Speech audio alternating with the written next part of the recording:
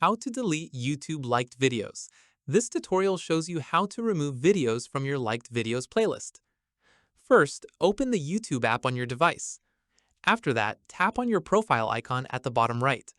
From there, tap on Playlists. At this point, scroll down and tap on Liked Videos under your Library section.